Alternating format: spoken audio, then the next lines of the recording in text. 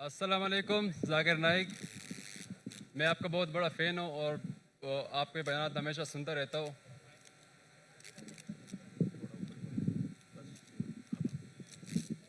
سر آپ سے میرا سوال یہ تھا. اپنا نام بتائیے. میرا نام رفیع ہے. آپ مسلم ہیں نان مسلم؟ جی میں کرسچن ہوں. جی.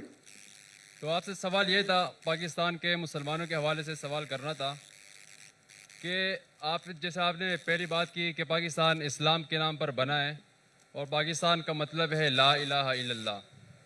تو میرا سوال یہ ہے کہ پاکستان میں اتنے زیادہ علماء کرام ہیں، اتنے زیادہ مدارس ہیں، اور پاکستان میں سب سے بڑے بڑے تبلیغی اجتماعات ہوتے ہیں، لیکن اگر دوسری سائڈ پر دیکھا جائے جتنے بھی بڑے بڑے گناہ ہیں اور ایسے باتیں جس کو اللہ تعالیٰ نے سب سے زیادہ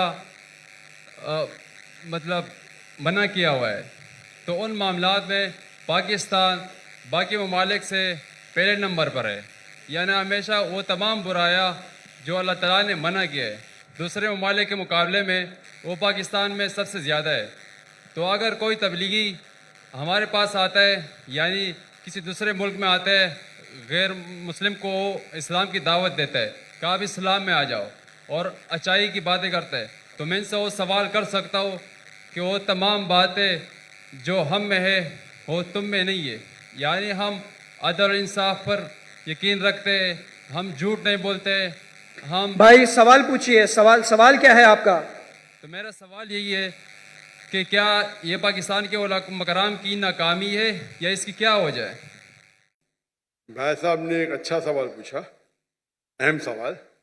وہ جو خاتون نے کل پوچھی تھی اس سے ملتا جلتا ہے، لیکن یہ صاف سوال ہے. بھائی صاحب نے کہا کہ جیسے میں نے کہا کہ پاکستان ملک اسلام کے نام پہ بنا اور پاکستان کا مطلب ہے لا الہ الا اللہ. پاکستان کا مطلب میں نے کبھی بھی نہیں کہا لا الہ الا اللہ. میں نے کہا پاکستان کا مطلب پاک جگہ، ہولی لینڈ. پاکستان کا مطلب لا الہ نہیں ہے، یہ آپ کی غلط فہمی ہے. پاکستان کا مطلب ہے پاک مطلب ہولی، ستان مطلب جگہ. تو پاکستان کی معنی ہے پاک جگہ، ہولی لینڈ. سمجھ گئے آپ؟ آپ کا نام کیا بھائی صاحب؟ میرا نام رفیع ہے.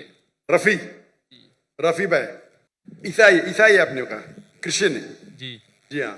تو رفیع بھائی نے سوال کیا تھا کہ پاکستان میں کئی بڑے علماء ہیں، کئی اجتماع ہوتے، اس کے باوجود یہاں ہم دیکھتے ہیں کہ بڑے بڑے گناہ ہوتے جو باقی ملک میں نہیں ہوتے. تو اسے کیا سمجھے ہم؟ سوال کیا ہے؟ تو انہوں نے بولا سوال ہے کہ ہم کہیں گے کہ یہ علماء کی ناکامیابی ہے. کیا ہے اس کا جواب؟ ہے کہ پاکستان اسلام کے نام تو بن گیا، قائم ہو گیا، لیکن آپ اگر مجھے پوچھیں گے کہ بھائی صاحب نے صحیح کہا کہ یہاں بڑے بڑے علماء ہیں، میں بھی یہاں کے علماء کی عزت کرتا ہوں، بڑے بڑے ہیں، بڑے دانشور ہیں، بڑے بڑے لیکچر ہوتے، بڑے بڑے اجتماع ہوتے، لیکن یہاں ہم دیکھتے ہیں کہ کافی غلط کام بھی ہو رہے ہیں. ایک چیز ہے کہ اگر کوئی دائی تقریر کرتا ہے اور اگر معاشرہ اس کو فالو نہیں کرتا ہے، آپ وہ دائی پہ دوش نہیں ڈال سکتے. مثال کے طور پہ آپ کا بھائی ہے، آپ ایک نیک انسان ہیں، آپ کا بھائی چوری کرتا ہے، آپ بولے چوری مت کرو، وہ چوری کرنے لگے گا تو میں آپ کو دوشی ٹھہرا سکتا ہوں بھائی صاحب؟ رفیع بھائی، آپ کا بھائی اگر چوری کرنے لگا، آپ بولیں گے مت کرو، پھر بھی کر رہا ہو، بولوں گا رفیع آپ کامیاب ہے، آپ خراب انسان ہیں، بول سکتا ہوں میں آپ کو دوشی ٹھہرا سکتا ہوں؟ جی بالکل ٹھہرا سکتا ہوں. نو سوری میں آپ کو جیل میں ڈال سکتا ہوں؟ نہیں. آپ کا بھائی چوری کر رہا ہے، آپ نے اسے کہا مت چوری کرو، میں آپ کو دوشی ٹھہرا سکتا ہوں؟ نہیں. آپ اگر نہیں بولیں گے، ایک حدیث ہے اللہ کے رسول کی کہ ایک فرشتہ آتے، اللہ تعالیٰ سے فرماتے یہ گاؤں میں سب لوگ غلط کام کر رہے ہیں، کافی لوگ، میں ان کو سب کو ان کے گھر کو تباہ کروں گا، لیکن دو ایسے گھر ہیں جو غلط نہیں کرتے. تو حکم آتا ہے کہ سب سے پہلے ان کو تباہ کرو. کیوں؟ ان نے باقی کو دعوت دی نہیں. اگر غلط کام ہو رہا ہے تو روکنا مسلمان کا فرض ہے. 3 ہے. اللہ کے رسول نے کہا اگر کچھ غلط کام دیکھتے ہو سکے تو ہاتھ سے روکو، हाथ से नहीं रोक सके तो जबान से रोको, जबान से रोकते कम से कम दिल में कोसो। कुछ गलत काम हो रहा है, अगर आपके पास हिम्मत नहीं बात करने के लिए, अपने गवर्नर साहब के तो माशाल्लाह बहुत हिम्मत है, तो कम से कम दिल में तो कोसो। अगर इतना करेंगे तो आप लोवेस्ट लेवल के मुसलमान हैं। तो मैं जानता हूं जहां तक के यहाँ के उलमा का सवाल है, जितनी महीने उनकी तकरीर, सारे उलमा की तो नहीं सुनाओ, जितनों की महीने सुनाओ और जिससे मुतासिर हुआ हूं मैं, मिसाल के तौर पे डॉक्टर इफ्तार अहमद, मुफ्ती तकी उस्मानी, मौलाना फजलुर रहमान, माशाअल्लाह ये अजीम उलमा है, तकरीर कर रहे हैं इन लोग। और खुसूसन डॉक्टर इफ्तार अहमद, जब मैं मिलने उनको आया था 51 में, मैं बोला क्यों है, मैं बोला इस्लामिक इदारे देखना है। बोले आपको पाकिस्तान में इदारे मिलेंगे, इस्लाम नहीं मिलेगा। अल्लाह उनको जन्नत नसीब फरमाए, जन्नत आला, आमीन जन्नत फिरदौस। आमीन। मुझे एक पाकिस्तानी अभी कल मिला, कल बोला डॉक्टर साहब, जब डॉक्टर इस्लाम साहब जिंदा थे हमें उन कदर ही नहीं की, अभी मरने के इंतकाल होने के बाद हम सुनते तो जो ने 20 साल पहले कहा वो अभी सही आ रहा है। पाकिस्तान के बारे में तो छोड़ो, हिंदुस्तान के बारे में डॉक्टर इफ्तार अहमद कहते थे बीजेपी 2 सीट है, वो हिंदुस्तान को रूल करेंगे। क्या कौन सोच भी नहीं सकता था ख्वाब में। ये डॉक्टर इफ्तार अहमद साहब की दूर अंदेशी है, फॉर साइटेडनेस। जब बीजेपी की 2 सीट थे उस टाइम कहा कि बीजेपी हिंदुस्तान को रूल करेंगी। उनको हिस्ट्री के ऊपर महारत थी। तो ये कहना कि क्या उलमा नाकामयाब थे, मैं ये कहूंगा कि अफसोस की बात है उनको सुनने वाले ने उनकी इज्जत नहीं की। उस वक्त मैं हिंदुस्तान से मिलने आया डॉक्टर इफ्तार अहमद साहब को और उनके सारे कसरे ली, और उस वक्त भी मुझे 3 चीज करते डॉक्टर इफ्तार अहमद साहब। एक होता है कि तफसीर कुरान, तर्जुमा कुरान पढ़ते थे, कुरान को की दावत को फैलाते थे। दूसरा इस्लाह करते थे, शिर्क, अक़साम शिर्क, राह निजात, कई तकरीर। और तीसरा उनका था पॉलिटिक्स, और मुझे पॉलिटिक्स से ज्यादा शौक नहीं है। अभी हिजरत करने के बाद शौक हो गया। शौक हो गया क्या, मैं कोशिश कर रहा हूं मैं दावती काम करूं पॉलिटिशियन के साथ भी, अल्लाह ने मौका दिया। अभी जब मैं सुनता हूं डॉक्टर इफ्तार अहमद साहब क्या कहते हैं, उस टाइम में उनके कैसेट कुरान के ऊपर थे, फौरन सुन लेता था। अगर इस्लाह के ऊपर सुन लेता तो पॉलिटिक्स, मैं तो पॉलिटिशियन नहीं हूं, थोड़ा सुन लेता था, बंद करता था। अभी मैं सुनता हूं तो उनकी दूरअंदेशी, फॉर साइटेडनेस इतना है कि 95 में कहा जो हिंदुस्तान में 20 साल बाद होगा। तो यहाँ के उल्मा माशाअल्लाह, जितने मैंने सुना माशाअल्लाह अच्छे हैं। वो अफसोस की बात है कि लोग ने कदर नहीं किया उनका। तो आपको ये देखना चाहिए कि जिनके पास हक है बात करने का, आप बात करो। अगर यहाँ का माशरा तय नहीं है तो ये सिर्फ उल्मा की जिम्मेदारी नहीं है, सारी उम्मत की जिम्मेदारी है। दावा देना हर एक के लिए, मुसलमान के लिए फर्ज है। अगर आप दावत नहीं देंगे तो जन्नत में नहीं जाएंगे। सूरह अल असर की बात, सूरह असर, सूरह नंबर 103, आयत नंबर 1, 2, 3। वल असर, अल्लाह ताला वक्त की कसम खाते, इन्नल इंसान लफी खुस्र, बेशक इंसान खसारे में है, लॉस में है, सिवा इल्लल्लज़ीना आमनू व अमिलु सॉलिहाती व तवासौ बिल हक़्क़ व तवासौ बिस सब्र।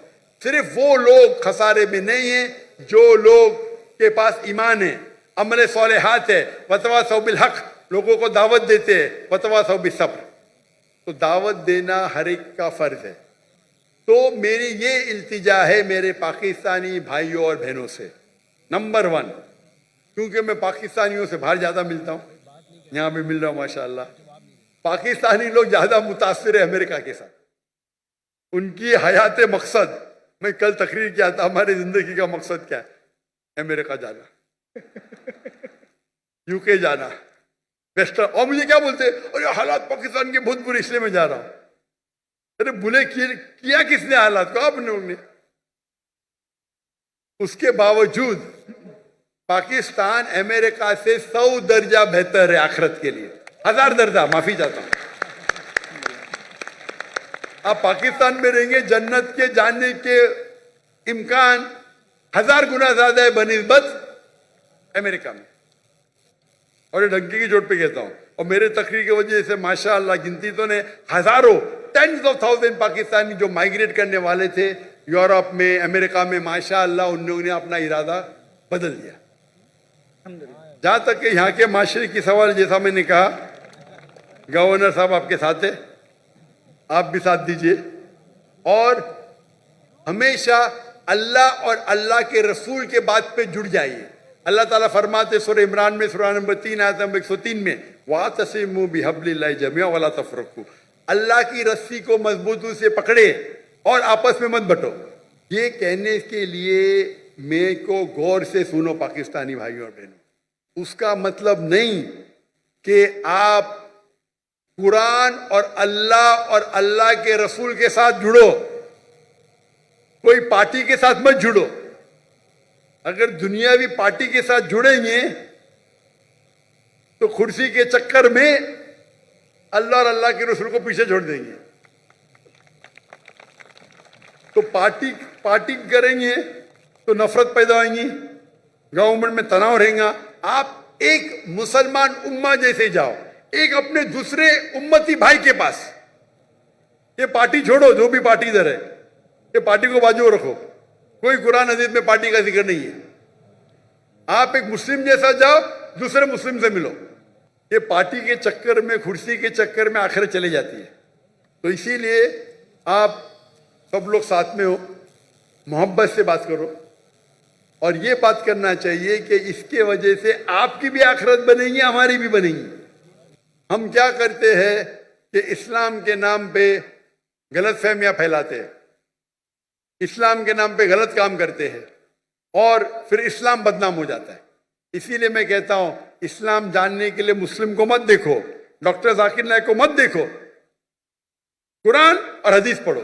اگر کوئی انسان کو دیکھنے کا ہے, بیسٹ ایگزامپل محمد صلی اللہ علیہ وسلم. اس سے بہترین آپ کو مثال ملیں گے ہی نہیں.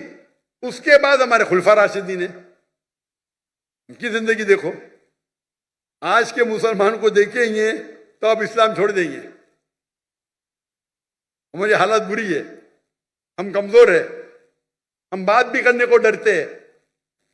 40,000 سے فلسطین بھائی ہمارے مر گئے, ہم منہ بھی نہیں کھول سکتے. اللہ نے آپ کو طاقت دی ہے, ہتھیار دیے, کائی کے لیے؟